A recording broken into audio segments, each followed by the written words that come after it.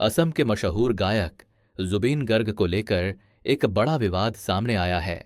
इस मामले में लेखिका और सोशल मीडिया पर्सनैलिटी बताई जा रही शिखा शर्मा के खिलाफ गंभीर आरोप लगे हैं। रिपोर्ट्स के मुताबिक शिखा शर्मा ने सोशल मीडिया पर जुबीन गर्ग और उनके परिवार को लेकर कुछ आपत्तिजनक और अपमानजनक टिप्पणियां की थीं। बताया जा रहा है कि ये पोस्ट्स इतनी विवादित थीं कि इसके बाद जुबीन गर्ग की पत्नी गरिमा सैकिया गर्ग ने असम पुलिस के पास एक आधिकारिक शिकायत दर्ज करवाई। शिकायत में आरोप लगाया गया है कि सोशल मीडिया पोस्ट्स के जरिए चरित्र हनन, मानहानि और मानसिक उत्पीड़न किया गया।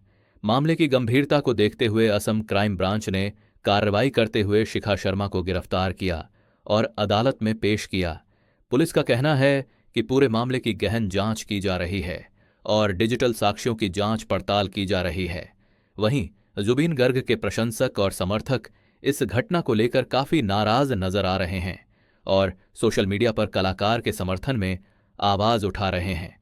फिलहाल यह मामला अदालत में विचाराधीन है और किसी भी पक्ष की ओर से अंतिम फैसला